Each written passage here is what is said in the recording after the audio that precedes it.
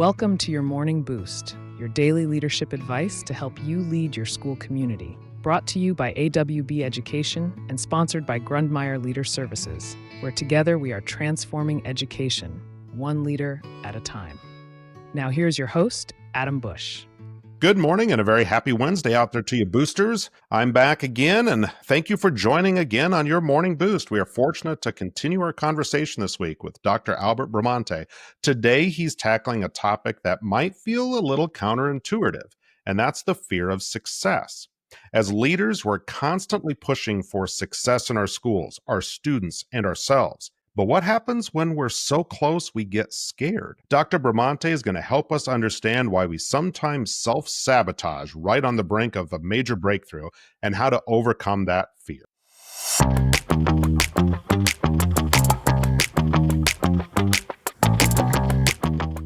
And with that, I'm going to turn it over to our incredible guest, Dr. Albert Bramante, to walk us through his insights on this vital topic. Dr. Bramante, the floor is all yours. Thank you, Adam. It is a counterintuitive fear, but ultimately, at the end of the day, it really roots to the idea of change, fear of change. And we see this a lot in people with administrators and principals when they get promoted overnight. Maybe at one point they were the teacher, and all of a sudden they're in charge of a district, a school, and so now there's a lot of responsibility on your shoulder. And while that is exciting sometimes and a major accomplishment, it's scary at some point because there's a lot of changes that are going to be rooted into that. So what can happen is change is scary because it's also about relationships too. Everything's going to change in your life. More workload, even more pressure that you're going to face now, more scrutiny than you might have if you were just a teacher or just a smaller scale supervisor. You have a lot more scrutiny. You have a lot more eyes on you now. And that can be scary. And how it relates to self-sabotage is it's not like a conscious fear, but it comes to a point where our brain is there to keep us safe. So keeping us safe means protecting us from fear.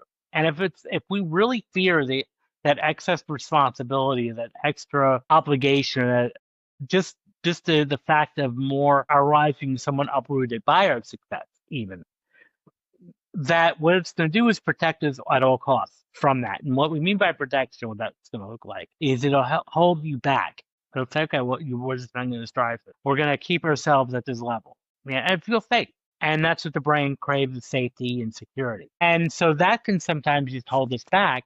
And that's why sometimes you'll see, and I'm sure for those of you listening can even see this in students that you work with too, that really have that potential. They're not applying themselves. Mm-hmm. And the same thing goes for principals and superintendents. You may have a teacher that you see has a lot of potential, but they're just not pulling their weight, or they're just not reaching it.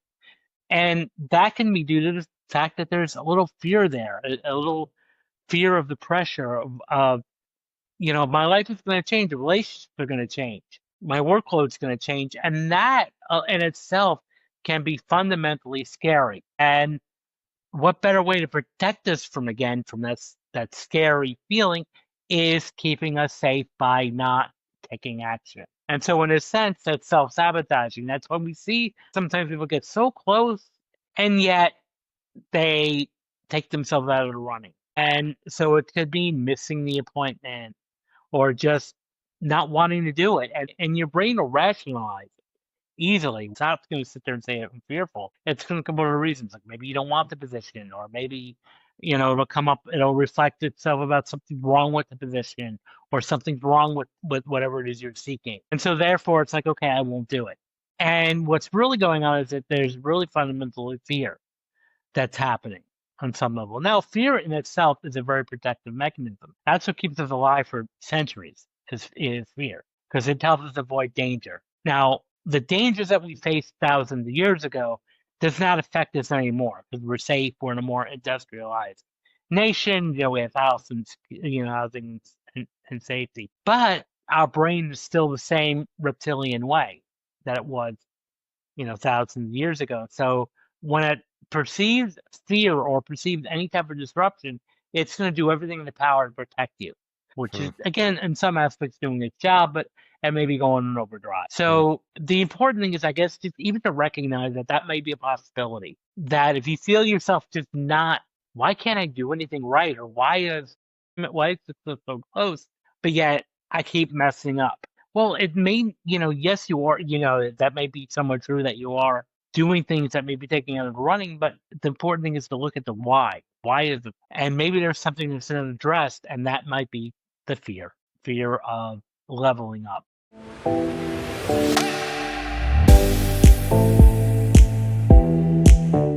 Wow, what a fascinating topic. This idea that we can be afraid of success, not just failure. I mean, that's something a lot of us can relate to. That's impressive. Well, thank you for your advice on recognizing those moments and pushing through that fear. It's a powerful reminder that true leadership means being brave enough to embrace new heights, even when it's uncomfortable. So that's really good. I love that today. Thank you, Dr. Bramante, for that incredibly insightful discussion. Appreciate you joining us again. We got a couple more days this week. Just love these topics. You've got a lot of great insight for us today. So thanks again for your willingness to explore these challenging topics. It's what makes your work so impactful. And listeners, if you want to get more on Dr. Bramante's work, you can reach out to him. He can be contacted, or you can see his webpage at albertbramante.com.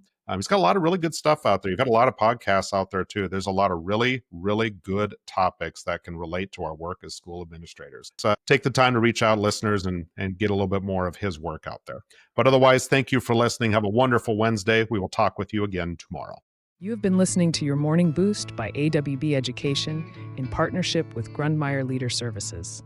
You can find out more about our services by clicking on the links in the description.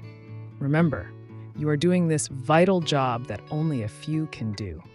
So until next time, thank you for your service to your community.